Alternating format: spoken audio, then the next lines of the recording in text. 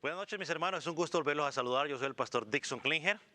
Y qué bueno que nos acompañen esta noche en nuestro estudio bíblico. Estamos estudiando el libro de Tito, donde tiene muchas bendiciones para nuestras vidas. Así que yo lo invito para que busque su Biblia, su papel de notas, si le gusta tomar notas. Y si no ha visto el resto de predicaciones sobre el libro de Tito, pues lo invitamos a que vaya a nuestras redes sociales, que van a salir aquí abajo, donde usted podrá encontrar el link para que vaya a escuchar el resto de las predicaciones. Así que gracias por escucharnos en esta noche y espero de que el estudio del día de hoy sea bendición para tu vida. Dios te bendiga.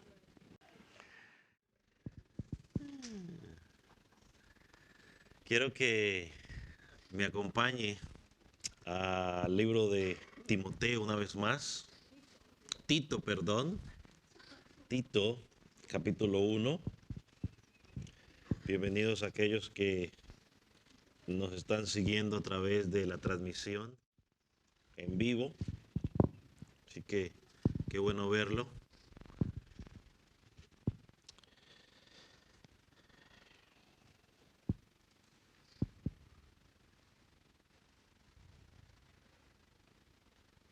Esta noche vamos a continuar con el estudio sobre el carácter del hombre que aspira a pastorado. Y vamos a tratar de tocar dos de los requisitos que presenta, de los 4 requisitos que presenta el apóstol Pablo en esta porción. Así que quiero que me acompañe una vez más a leer del versículo 6 en adelante. Dice: el que fuera irreprensible, marido de una sola mujer, que tenga hijos creyentes, que no estén acusados de disilusiones ni de rebeldía, porque es necesario que el obispo sea irreprensible como administrador de Dios, no soberbio, no iracundo, no dado al vino, no pendenciero, no codicioso de ganancias deshonestas, sino hospedador, amante de lo bueno, sobrio, justo, santo, dueño de sí mismo, retenedor de la palabra fiel, tal como ha sido enseñada, para que también pueda exhortar con sana enseñanza y convencer a los que contradicen. Padre, en esta noche queremos poner esta palabra en tus manos, oh Dios, para que seas tú dándonos la dirección necesaria mientras lo estudiamos. Señor, que nuestras mentes puedan ser abiertas. Señor, que lo que se diga pueda estar alineado a lo que enseña el resto de la Escritura. Señor, y que los que no te conocen puedan llegar a conocerte. Gracias por este tiempo, mi Señor. En el nombre de Jesús. Amén. Puede tomar asiento. Quizás es un poco... ¿Por qué se mueve tanto? ¿Eran las gafas? Es un poco a veces complicado, ¿no? Poder predicar sobre estas características que deben estar en el hombre que anhela el pastorado. Y pues que Dios me libre de quizás ponerme como modelo, ¿no? Simplemente con humildad quiero tratar de enseñar el pasaje que nos toca el día de hoy. Y siendo consciente, ¿no?, de que debo aplicar esto que el apóstol Pablo está enseñando a mi propia vida espiritual. Así que es bueno recordar que desde el versículo 6 hasta el versículo 9, Pablo dividió estas categorías o estas recomendaciones o cualidades en 4 categorías. Hoy nos ocuparemos de las 2 primeras y la próxima semana, si Dios permite, hablaremos de las 2 últimas. Y el primero es la moralidad sexual. Segundo, el liderazgo familiar, que está en el versículo 6, que estudiaremos el día de hoy. Y el tercero lo encontramos en el versículo 7 y 8, donde habla del un carácter general de ese hombre. Y cuarto, En el versículo 9 es la capacidad de poder enseñar alineado a la palabra, pues lo que ha aprendido. Entonces, si alguien anhela entrar en el llamado o el cargo pastoral de anciano o obispo, como se llama en las diferentes versiones, debe calificar, digamos, en estas 4 categorías que el apóstol Pablo presenta en este pasaje. La semana pasada tocamos la primera parte general, donde habla en el versículo 6 al principio, que dice: el que fuere irreprochable o irreprensible. Pablo fue dejado en Creta con 2 propósitos, estudiamos la semana pasada. Uno, para tratar de poner en orden algunas cosas que no habían quedado claras o que estaban en desorden. Y 2, para nombrar obispos, pastores o ancianos en la iglesia local. Y una de las primeras que miramos, característica general de la cual desprenden todas las demás, era que fuera un hombre irreprensible, dice aquí el pasaje. O también hablamos de que era la palabra irreprochable. Y dijimos que el diccionario expositivo del Nuevo Testamento define esta palabra irreprochable de la siguiente manera. No solo implica una mera exculpación, sino la ausencia total de acusaciones contra una persona. Es decir, un hombre que no tenga ninguna marca, que no tenga ningún vicio, ningún defecto pecaminoso en su vida de la cual pueda ser acusado. O hablamos también de que pueda ser llevado prisionero o ser llevado a corte por algunas prácticas que él haga, ¿no? Ahora, vamos a empezar a pensar en la primera cualidad que presenta Tito aquí. Dice: marido de una sola mujer. La frase en griego, dicen los estudiosos, que literalmente significa o puede traducirse como un hombre de una mujer o esposo de una mujer. Esta característica ha sido objeto de algunas interpretaciones que han llevado a prácticas erradas dentro de las congregaciones. Esto no significa, por ejemplo, de que solamente el pastor puede tener una sola esposa. O sea, durante todo el Nuevo Testamento encontramos que la Biblia no promueve la poligamia. ¿Qué es la poligamia? Que se puede tener, ¿qué? Varias esposas. O sea, que nadie puede decir, bueno, ahí dice, solamente el que era obispado puede tener una esposa, el resto podemos tener de 2 a 3. No, no, la Biblia no enseña eso. Claramente, 1 Corintios 7:2 nos dice que, pues, uno para cada quien, o una para cada quien, ¿no? Cada uno con su esposa y su esposa con su esposo. Entonces, estar casado con una sola persona, pues es algo que se aplica no solamente a aquel que quiere ser líder, sino toda la congregación. Esta característica tampoco implica que un hombre viudo y que se haya vuelto a casar pueda ejercer el liderazgo. O sea, un viudo que se ha vuelto a casar tiene toda la libertad para ejercer como pastor dentro de la congregación. Por ejemplo, vamos a mirar algunos pasajes, entre ellos Romanos 7, versículo 1 al 3. Vamos a mirar 1 Corintios 7, 39 y 1 Corintios 5, 14. O sea que si un hombre ha quedado viudo, es decir, su esposa murió, él y se ha vuelto a casar, él puede ministrar como pastor sin ningún problema. Miren lo que dice el versículo 1 del capítulo 7 de Romanos. ¿Acaso ignoráis, hermanos? Pues hablo con los que conocen la ley, que la ley se enseñorea del hombre entre tanto que éste vive. Porque la mujer casada está sujeta por la ley al marido mientras éste vive. Pero si el marido muere y ella queda libre de la ley del marido, Así que si en vida del marido se une a otro varón, será llamada adúltera. Pero si su marido muriere, es libre de esa ley, de tal manera que si se uniere a otro marido, no será adúltera. Entonces, una vez que alguien ha muerto o el cónyuge ha muerto, la otra persona tiene toda la libertad. ¿Para qué? Para unirse al matrimonio. Así que si el pastor ha sido viudo y está casado, pues tiene toda la libertad bíblicamente para hacerlo.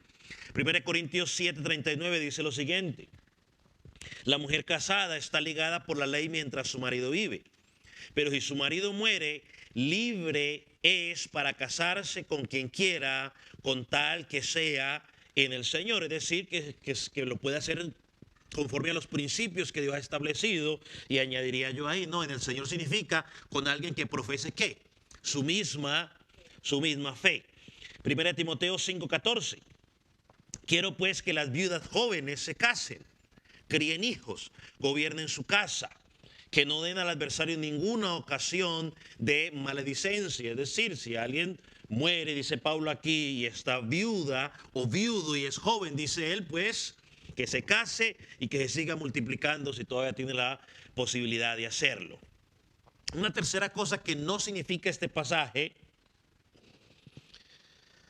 y creo que quizás una mala interpretación ha forzado a muchos errores, es que tampoco significa este pasaje que un anciano o un pastor o un obispo deba estar casado, el hombre tiene que estar casado para poder ejercer.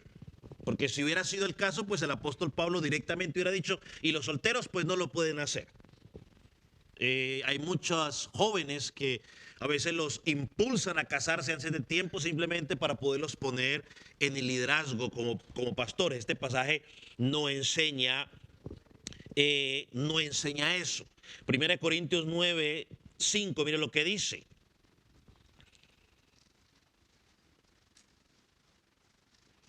Dice, no tenemos derecho de traer con nosotros una hermana por mujer, como también los otros apóstoles y los hermanos del Señor Jesucristo. Así que un joven soltero sí puede ser pastor y no deben apresurarlo a casarlo, porque lo pueden llevar a cometer un error que causará mayores problemas en el futuro.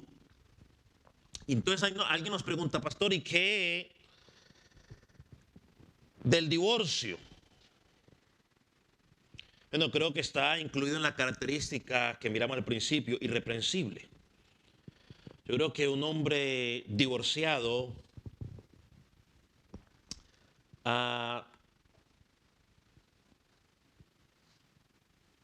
solamente podría ejercer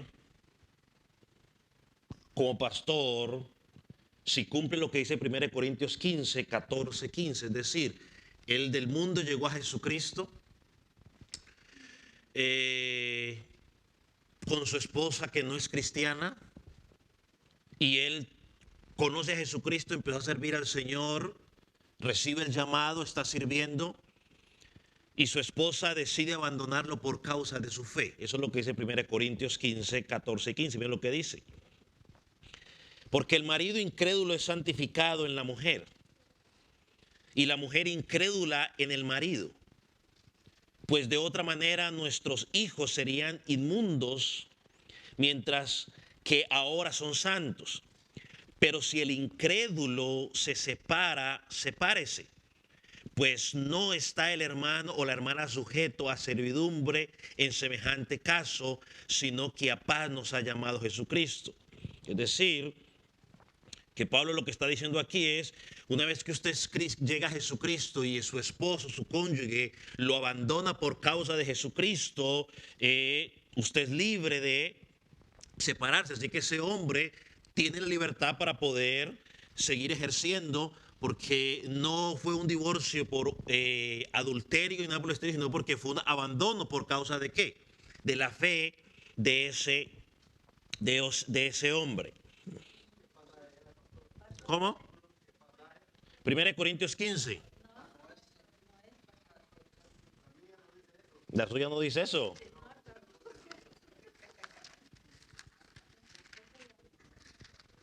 que dice, pero,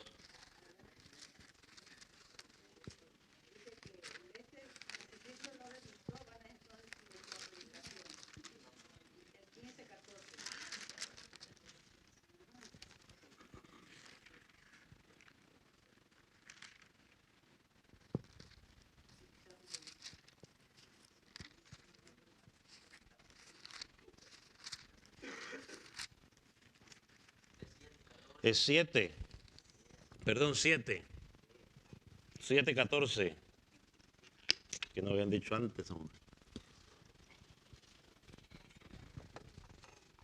¿Yo por qué puse 15? 7:14. ¿Ahora se lo tiene?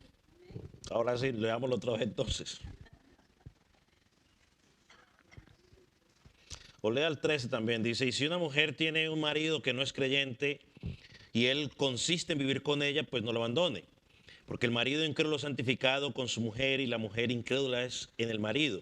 Pues de otra manera nuestros hijos serían inmundos mientras que ahora sois santos. Pero el incrédulo se separe, ya, pero si el incrédulo sepárese, pues no está el hermano o la hermana sujeta o sujeto a servidumbre en este caso, en este semejante caso, sino que a paz os llamó Dios. Entonces, si ella decide abandonarlo, yo he escuchado varios testimonios de hombres de Dios o pastores que simplemente ellos llegaron a Cristo, ella nunca llegó a Jesucristo, él recibió el llamado, comenzó a pastorear, ella lo abandonó, pues entonces eso no lo deshabilita para que él siga ministrando, porque simplemente fue un abandono por alguien que no conoce a Jesucristo. Algo más que quería decir.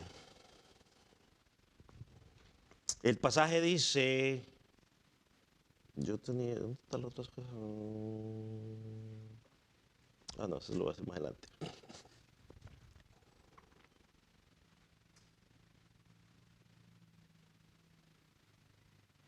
Un hombre y una sola mujer.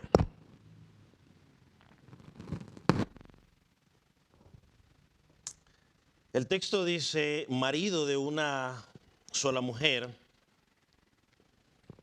Y es bueno que entendamos algo, porque a veces muchos hombres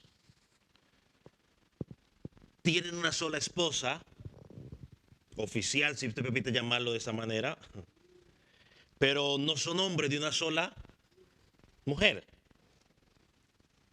Tienen 2 y 3 y 4 amantes. Entonces tenemos que tratar de interpretar bien lo que quiere decir el pasaje de una sola mujer. Dice marido, hombre, una sola mujer, significa,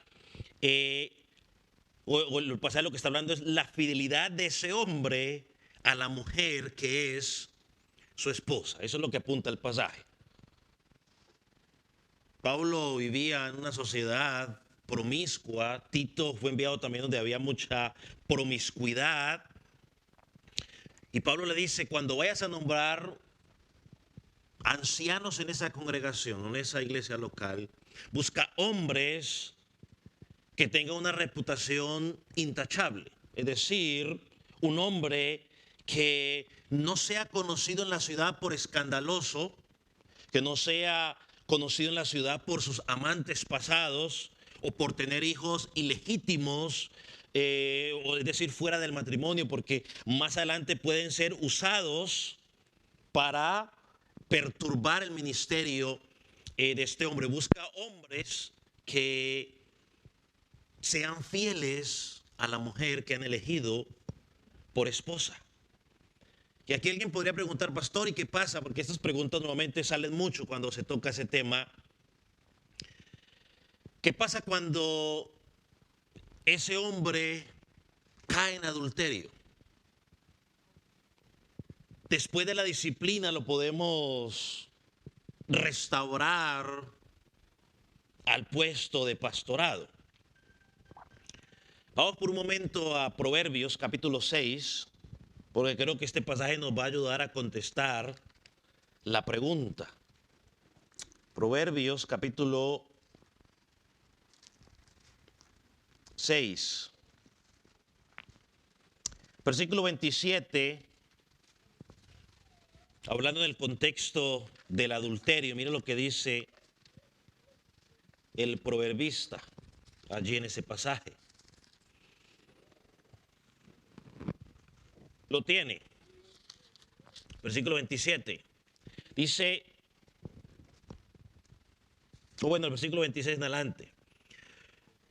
Porque a causa de la mujer ramera el hombre es reducido a un bocado de pan y la mujer caza la preciosa alma del varón.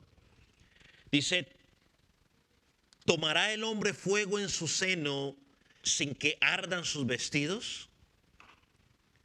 ¿Andará el hombre sobre brasas sin que sus pies se quemen? ¿Qué es lo que está diciendo el autor de Proverbios aquí? En el contexto es, ¿tú crees que puedes involucrarte en pecado sexual y no quedar marcado?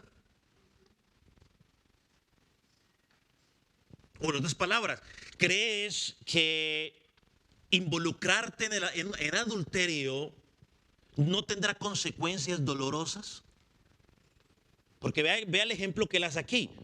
Si alguien toma, dice aquí en el versículo, si tomara el hombre fuego en su seno, es decir, si usted tomara fuego y lo pusiera aquí, candela, ¿qué cree que pasa con su ropa? Se va a quemar. O si usted pusiera brasas o carbón caliente, no sé, después de asar la carne y empiece a caminar descalzo, ¿qué cree que va a pasar con sus pies? Se van a maltratar. Mire lo que dice el versículo 29, sigue diciendo ahí. Así es el que se llega a la mujer de su prójimo, no quedará impune ninguno que la tocara. Es decir, el proverbista dice, tendrá consecuencias severas. Hay consecuencias por la promiscuidad, y no es el tema, pero podríamos hablar de muchas de las consecuencias que eso trae. Mira el versículo 30. Él lo compara ahora con el que roba, dice el versículo 30. No tienen en poco al ladrón si hurta para saciar su apetito cuando tiene hambre, pero si es sorprendido, pagará 7 veces, entregará todo el haber de su casa. ¿Saben bien lo que está diciendo aquí el autor de Proverbios? Dice, cuando un ladrón es atrapado robando, tiene que regresar ¿qué? Hasta 7 veces lo que se ha robado. Y si no tiene con qué pagar, tiene que vender hasta su propia casa para poder pagar lo que se ha robado. Ahora en el versículo 32 regresa al punto. Miren lo que dice el versículo 32.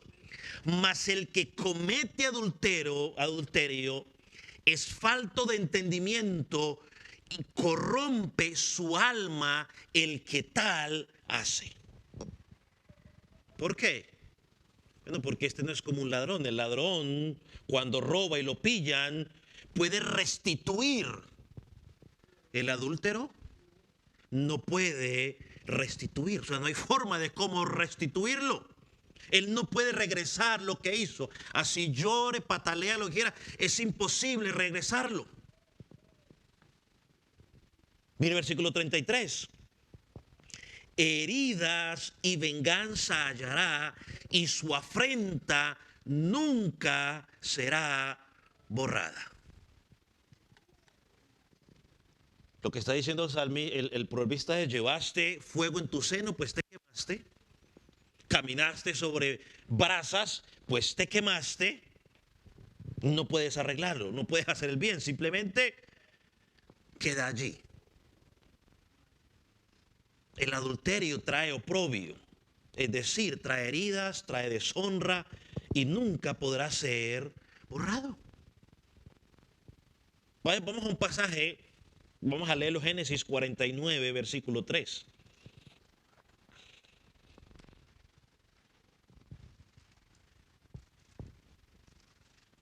Es más, mientras usted lo busca, piensa en David. David toda la vida tuvo que cargar, hasta hoy tiene que cargar con la consecuencia. Cuando se habla de Betsabé, ¿cómo se refieren a ella? La mujer de Urías. Miren lo que dice Génesis 49. Espero que eso sí sea.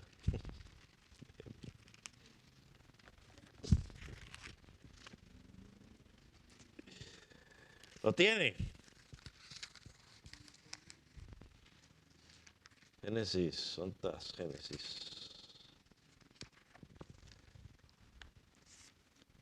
Génesis. Ahí leemos la historia de Rubén. ¿Rubén era quién? ¿El primogénito de quién? De Jacob.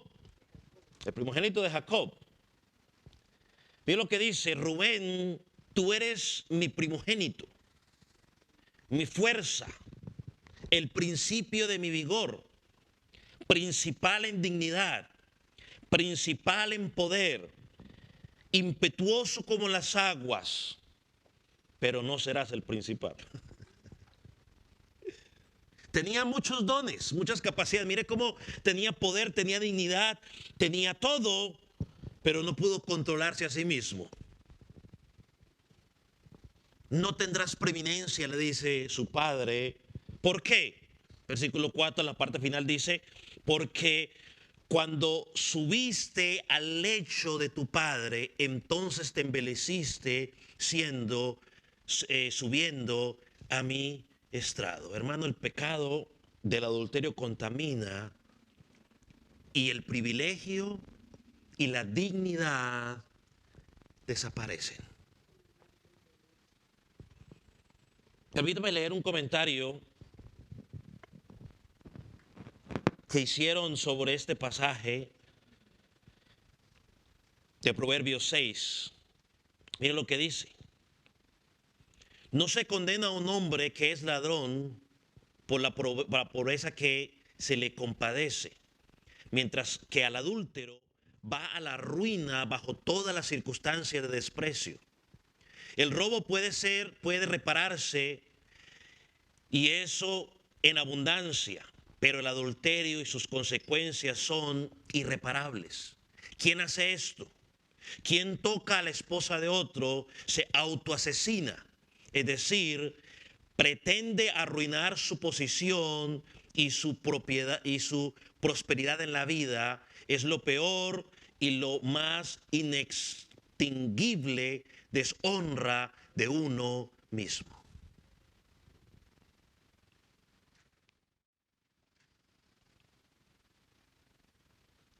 Creo que el mismo apóstol, más adelante en 1 Corintios 6, 18 y 19, dijo que cualquier otro pecado que el hombre cometa está fuera del cuerpo, pero la fornicación peca contra su propio cuerpo. Y dice: hoy ignoráis, hermanos, que vuestro templo es templo del Espíritu Santo. El mismo apóstol Pablo, él decía que él golpeaba su cuerpo, ¿no? O lo que hacía era que se sometía, ¿no?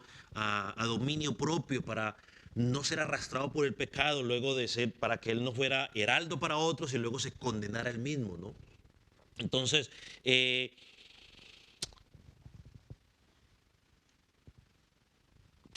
cuando habla aquí de marido de una sola mujer, el apóstol Pablo está apuntando a un hombre que está casado con esta mujer y que él es fiel a esta mujer hasta las últimas consecuencias. Y si entra en pecado de adulterio, pues automáticamente queda desvinculado, ¿no?, de la capacidad de poder ministrar. Puede seguir congregándose, puede servir en otras áreas en la congregación, pero en el área del pastorado automáticamente queda descalificado. Porque si este hombre es fiel a su esposa, será fiel a la iglesia al predicar la palabra de Dios con fidelidad. Esto nos lleva a la otra característica que Pablo presenta en el pasaje. Yo la puse, digamos, parafraseándola de esta manera: el que fuera irreprensible y tenga hijos creyentes que no estén acusados de desilusión ni de rebeldía. Entonces, la segunda característica también es bien específica. Y es que el que anhela ser pastor, anciano, se debe fijar en el liderazgo espiritual en su familia. Entonces la idea es clara, un hombre que no puede dirigir su propia familia en lo espiritual, tampoco va a poder dirigir o está calificado para dirigir ¿a quién? A la congregación entera. Dice el versículo, ahora sí leamos bien, digamos el versículo como lo dice. Dice, y que tenga hijos creyentes que no estén acusados de desilusión ni de rebeldía. Vamos a mirar qué no significa esta frase. ¿Significa esta frase que todo aquel que quiera ser pastor debe tener hijos? No, no necesariamente. Porque una vez más, depende de qué, de la voluntad de Dios, porque Él es el que da vida. Si Dios le va a permitir a uno o no tener hijos, en su voluntad Él lo puede permitir y en su voluntad no lo puede permitir, así que no podemos decir qué eso significa. Así que si un pastor o un hombre no tiene hijos, eso no le quita la calificación, la calificación para poder aspirar a este título. Pero sí hay que tener cuidado en esto, porque muchos matrimonios, aún matrimonios cristianos, se casan con la intención de no tener hijos, de anulando, es decir, yo voy a hacer todo lo posible para no tener hijos. Cuando dentro del propósito de Dios, uno de los propósitos dentro del matrimonio es poder ¿qué? Engendrar hijos. Tristemente muchos caen en ese pecado de no quieren hijos, pero sí quieren llenarse de otras cosas, de mascotas, ¿no? Quieren bendición de carro, quieren bendición de casa, pero no quieren la bendición de un hijo. Que se me acaba la juventud. No, pues hombre, disfrute sus hijos en la juventud. Es una bendición tener hijos en la juventud y poder disfrutar con ellos. Digo yo, cuando digo en la juventud, matrimonios casados jóvenes, no estoy esperando a los de 15 años que estoy diciendo ahorita el pastor, no, yo no estoy diciendo eso. Si usted quiere que yo diga eso, es otra historia. Ahora, ¿qué significa la palabra que dice que sus hijos sean creyentes? ¿Qué significa que sean creyentes? Yo hago una pregunta aquí. ¿Quién es el único que puede convertir los corazones? El Señor. Recuerde que no se trata del que quiere ni del que corre, sino del que el Señor tiene misericordia. Yo no creo que literalmente quiera decir aquí que convertidos sean salvos, porque una vez más, el padre y la madre no pueden convertir a los hijos. La padre y la madre lo único que podemos hacer es predicarles la palabra, serles ejemplo, pero el que convierte los corazones es ¿quién? Es Cristo. Y mientras estén en nuestra casa, el Padre debe motivarlos a que se congreguen, debe motivarlos a que sirvan en la iglesia local. Pero es Dios el que al final va a hacer la obra. O sea, nadie puede entrar en el reino de los cielos sin que antes haya nacido de nuevo. Y esa obra de nacimiento de nuevo no es producto de la voluntad del hombre. ¿Qué más quisieran los padres que los hijos pues nacieran de nuevo? Si estuviera en uno, pues uno lo haría, pero no está en uno. Pero al mismo tiempo, eso no anula la responsabilidad que tenemos como padres de ¿qué? De hablarle a nuestros hijos sobre la verdad del Evangelio. Vamos a un pasaje muy conocido, Deuteronomio capítulo 6, versículos 6 al 9. Deuteronomio 6, versículos 6 al 9.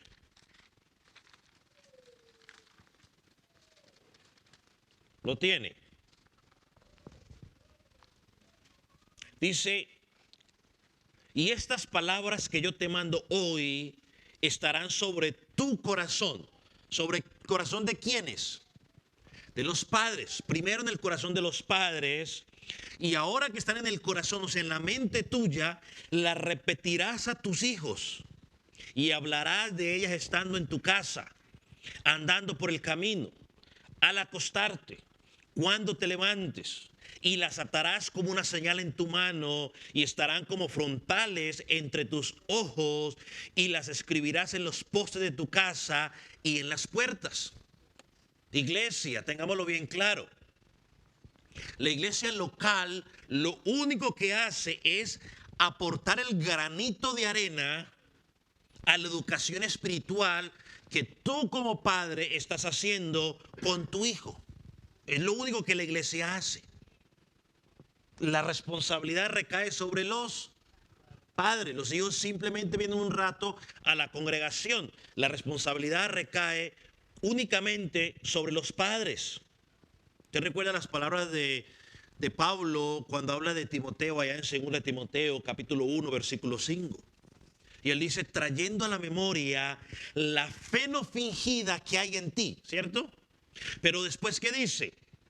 La cual habitó primero ¿en quién? En tu abuela Loida y en tu madre Eunice, y estoy convencido que está en ti.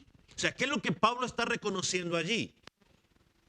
Que la fe que hay en Timoteo estuvo primero en la abuela, o sea, Loida. Loida se la pasó a su hija Eunice, y Eunice, o quizás entre las dos, pasaron el mensaje a Timoteo. Porque él tenía, pues su papá era pagano. Entonces hay una responsabilidad que no podemos, ¿qué? Evadir, esa es la palabra, evadir. Creyente, esa palabra creyente, interesante que en 2 Timoteo 2:2 es traducida como fiel o como confiable. Así que cuando miramos Tito y decimos, bueno, creyentes, se ve un poco como oscuro. Entonces, una de las normas de interpretación de la hermenéutica es que cuando usted encuentra un pasaje difícil en la escritura, hay que ir a otro pasaje más fácil para poder explicar. Así que vamos al pasaje paralelo o al otro pasaje donde también encontramos los requisitos para aquel que anhela ser obispo, anciano, pastor en la congregación, porque están los mismos requisitos, pero están más claros. Primera de Timoteo, capítulo 3, versículo 4, ahí atrasito. 3:4. ¿Lo tiene? Dice el apóstol allí a Tito que gobierne bien su casa, que tenga a sus hijos en sujeción con toda honestidad. 5. Pues el que no sabe gobernar su propia casa, ¿cómo cuidará de la iglesia de Dios? O sea, a la luz de este pasaje, podemos ver más claramente qué es lo que Pablo nos quiere decir. Es, en otras palabras, que los hijos de este hombre tienen que estar sujetos a él y a su esposa. Creo que ese es el punto que está tratando allí. Este hombre que anhela obispado tiene que ser un hombre que sus hijos en su hogar se someten al liderazgo espiritual de este hombre. Mire la palabra allá en Tito, disolución. También puede traducirse como libertinaje o como desobediencia. Es decir, que los hijos de este hombre no anden viviendo la vida loca. Claro, es obvio que depende de la edad o la madurez. El niño o el joven tendrá ciertos comportamientos de un niño de esa edad. Pero que podemos decir es que lo que quiere enseñar el pasaje no significa directamente que sean creyentes en sí, sino más bien que sean hijos sujetos a su padre. Por ejemplo, yo cuando llegué aquí a pastorear a esta congregación, pues tenía 2 hijos, dos hijas en ese momento, y yo no puedo decir que eran creyentes. Si hubiera así, no me hubieran aceptado. Que tenían, ¿qué? ¿Cuántos años? 4 y 2 años tenían más o menos en el tiempo. Pero por lo menos sí se sujetaban a la autoridad de su papá y de su mamá en la casa. Ahora, y esto no es un llamado únicamente a los hijos del pastor, porque luego los convertimos a los hijos del pastor en como si fueran liros pastorcitos y que tienen que andar con pastor. No, no, es un llamado a todos los hijos. Todos los hijos tienen que ser ¿qué? Obedientes. Todos los hijos tienen que ¿qué? Honrar y obedecer a sus padres.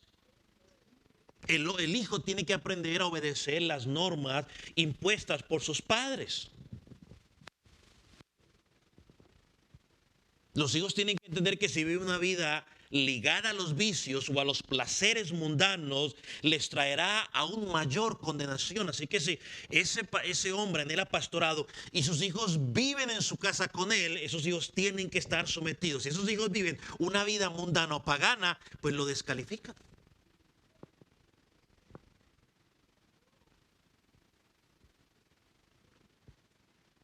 O sea, un hombre que tiene hijos libertinos, que sus hijos viven la vida loca, pues lo descalifica para ser candidato. ¿Por qué? Porque no ha sabido criar. Una vez que ya se van de la casa y viven la vida loca, pues ya se sale al alcance suyo porque ya no hay nada, ya usted no tiene control. Esto me recordó, cuando pensaba en esto, un pasaje muy conocido por nosotros en el Antiguo Testamento. Sí, ese que usted está pensando. Primera Samuel capítulo 2, versículo 29 en adelante. Si usted quiere, búsquelo rápidamente. Primera Samuel capítulo 2.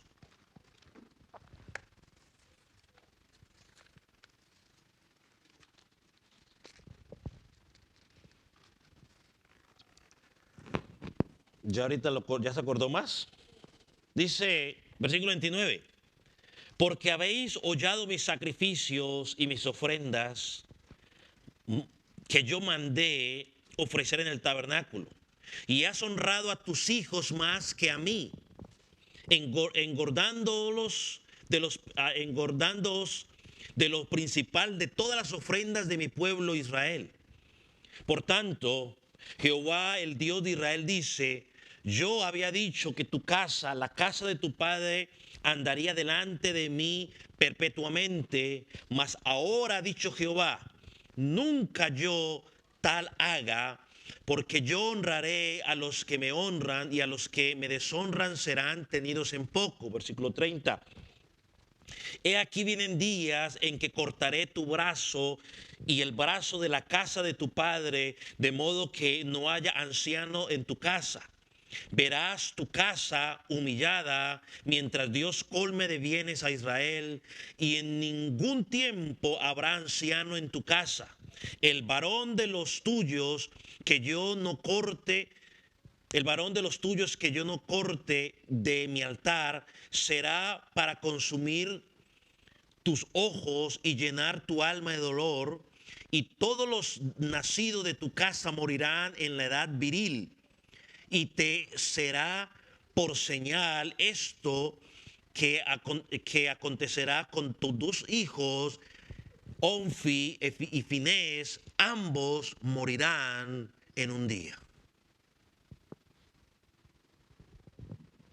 ¿Quién era Elí? El sacerdote. Pero sus hijos tenían en poco las cosas de Dios. Ellos tenían relaciones con las mujeres a las puertas del templo. Ellos robaban todo lo que podían robar. No tenían ningún temor a Dios. Y según lo que dice el pasaje, Elí no les dijo ni fu ni fa. Esa palabra no les estorbaba. Y una cosa que ya como padre he aprendido, como padre, como hijo no lo aprendí. A los hijos hay que salirles a estorbar.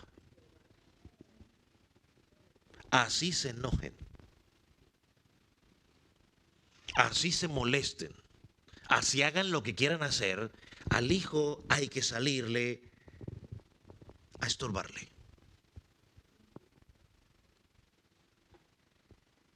A los hijos hay que amonestarlos como dice la palabra, cuando se equivoquen y en su tiempo. Dejar pasar por alto lo que los hijos están haciendo, hermano. Dice que para que el muchacho no se enoje, es un arma de doble filo. Y el día de mañana lo lamentaremos. Porque el día de mañana o el cónyuge pagará las consecuencias o la sociedad pagará las consecuencias y quizás va a ser demasiado tarde. Recuerden los proverbios. Proverbios 22:15 dice, la necedad está ligada al corazón del muchacho. Pero ¿qué dice la última parte? Pero la vara y la corrección lo alejarán de ella. Al muchacho hay que darle vara. De la forma que enseña la escritura, pues. Hay que corregirlo. En la crianza de nuestros hijos hay que honrar a Dios, no a los hijos. El mismo pasaje que leemos allá en Samuel dice, porque honraste a tus hijos más que a mí. Ellos tienen una lucha con el mundo, con lo que el mundo enseña, y a veces tienden, por su naturaleza pecaminosa, el pecado tiende, sus propias concupiscencias tienden a arrastrarlos. El padre tiene que salir al encuentro y hacer lo que tiene que hacer. Es el deber delante de Dios. Y perdone que me meta en esto, pero esto no es únicamente el deber del pastor.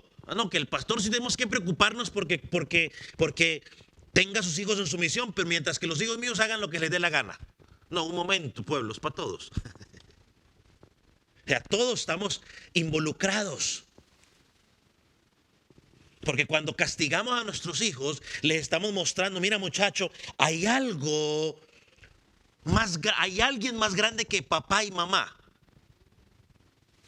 Y que un día te llamará a cuentas si sigue desobedeciendo.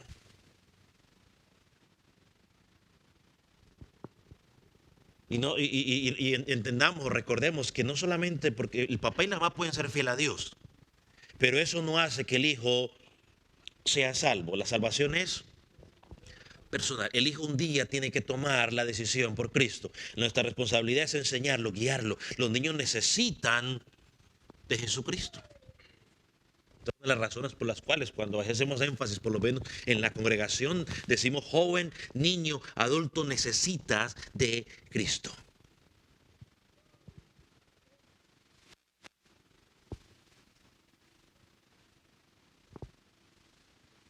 Yo como pastor y usted como padre de sus hijos, tenemos que preocuparnos por cómo andan nuestros hijos. Porque en el caso mío como pastor, si los hijos míos andan rebeldes, libertinos, andan sin freno, yo tengo que amonestarlos, porque si no los estoy amonestando, me estoy convirtiendo ¿en qué? En cómplice de ellos y pierdo la autoridad en la iglesia del Señor como pastor.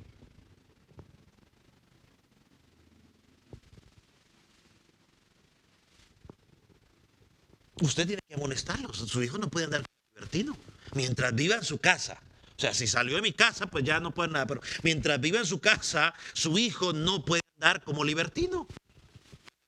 Es que yo trabajo. Mire, usted puede trabajar, puede ganar más que yo.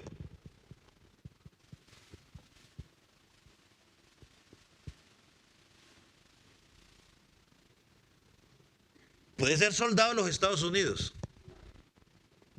Pero si vive en mi casa, camina bajo las reglas mías y las de mi esposa.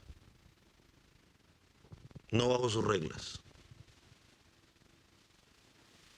Y así tienen que ser los papás.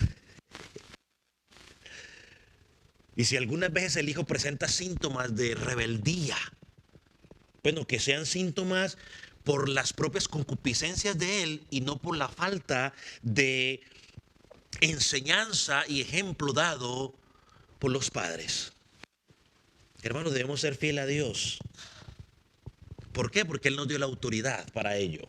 Tenemos la autoridad y el respaldo de Dios para ejercer la corrección a nuestros hijos. Hermano, créale a la Biblia, no le créale a los psicólogos. Es que no le diga nada al niño porque entonces crece con un trauma. Mira, hermano, a mí me castigaron en muchas ocasiones y duro. Y no tengo ningún trauma. ¿O ha notado usted que yo tengo algún trauma? No, yo no tengo ningún trauma. Y a mí en ocasiones me dieron a mí duro. Porque no era que fuera una blanca paloma, no. Tenía mis cositas, y hice mis cositas y me trancaron. Y me salieron al encuentro. Y yo vuelvo y le digo, o sea, si yo tuviera que sacar a Dios de la ecuación un momento, lo que yo he podido lograr hasta ahora en mi vida como hombre fue a consecuencia de que mi papá y mi mamá se me pusieron firmes en la parte humana. Si no, quién sabe dónde estaría.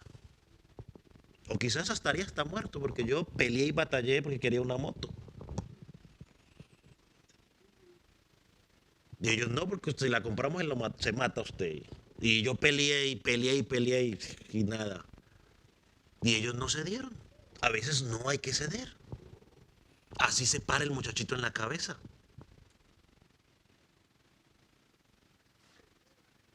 ¿Sabe que yo aprendí algo? En particular de mis padres. Un día amenacé con irme de la casa. Y cuando yo amenacé con irme de la casa, la respuesta de mi papá fue, ahí está la puerta, que le vaya bien. 2 veces hice el intento. 2 veces hice. La primera vez me dijo, hágale, váyase. Y yo me fui, hice mi maletica, supuestamente para irme, pero como que luego cambié de parecer. Dije, ¿sabe qué? Mejor no me voy. La segunda vez que hice el intento me dijo, váyase, y me dijo lo siguiente, pero se va únicamente con lo que tiene puesto, porque todo lo demás lo he comprado yo, es mío, no se lleva nada.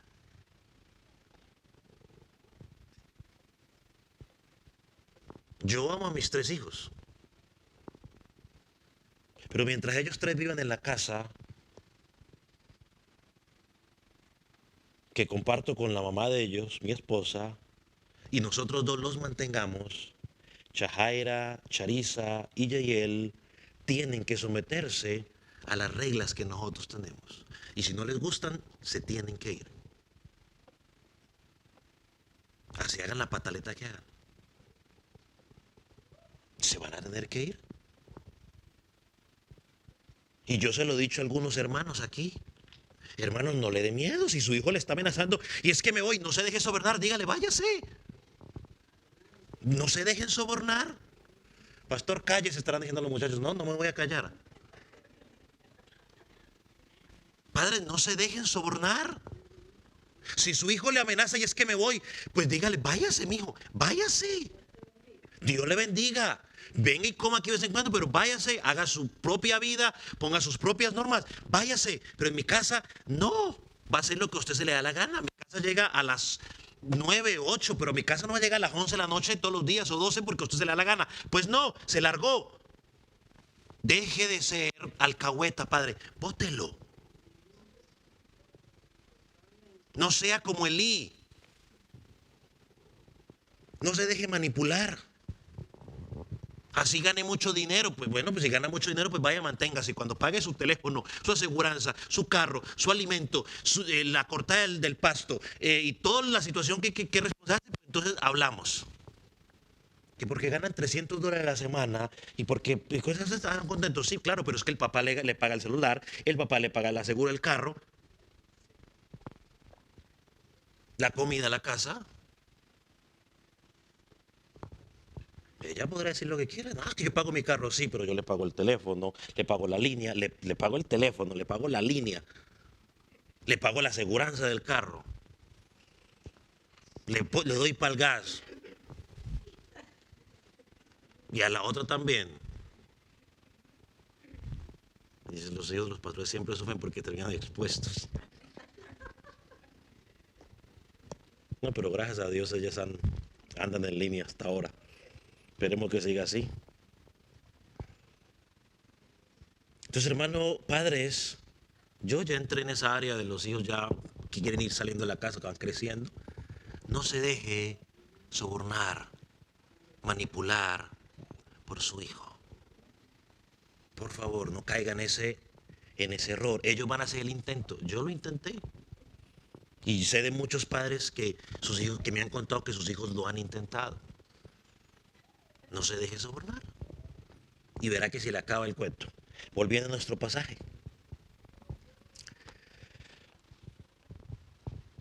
Bueno, es que nunca nos hemos ido, digo yo. Nota usted que el versículo 6 no menciona a la esposa.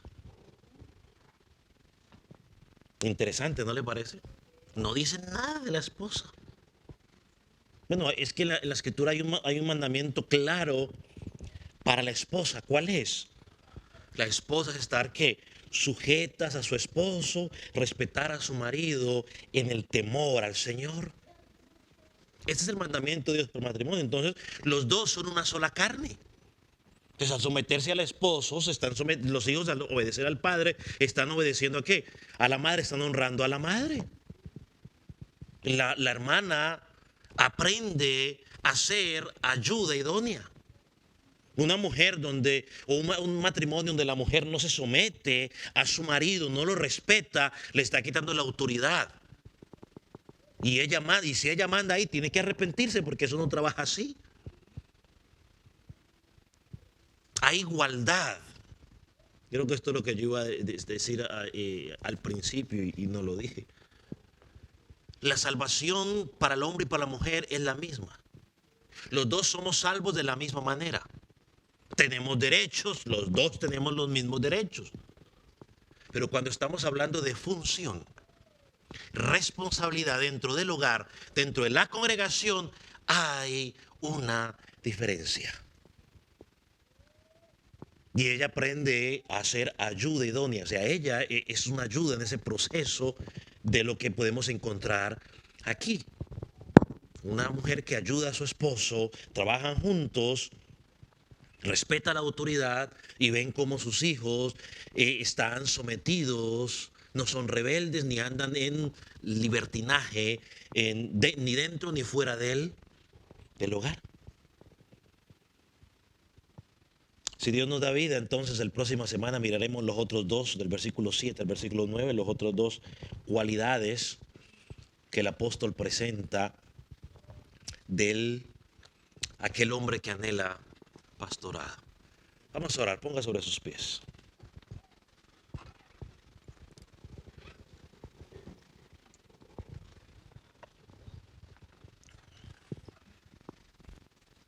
Padre, te damos gracias porque nos permites meditar en tu palabra, en las cualidades o el estándar que tú tienes para aquel hombre que quiera estar en el pastorado. Señor, te pedimos por mi vida, para que cada día pueda, en estas dos áreas que tocamos el día de hoy, Señor, serte fiel a ti, pero que al mismo tiempo, Señor, pueda haber una aplicación al resto de creyentes en la congregación, Señor, de que también podamos ser fieles todos en esa área, los esposos a sus esposas, y que también sus hijos puedan someterse al liderazgo de ellos. Líbranos, oh Dios, de caer en el error de Elí, de simplemente dejar que el hijo viva como él quiere, Señor, ignorando por tratar de tener contento al hijo. Señor, que esas palabras que le dijiste a Elí puedan retumbar en nuestra mente. Por cuanto decidiste honrar más a tus hijos que a mí, sufrirás las consecuencias. Señor, perdónanos y cada día enséñanos como congregación a vivir una vida digna del servicio que te damos a ti, Señor, no solamente como pastor, sino cada uno de los hermanos de nuestra congregación. A ti te damos la gloria en el nombre de Jesús. Amén. Amén. ¿Puede tomar asiento, mi hermano?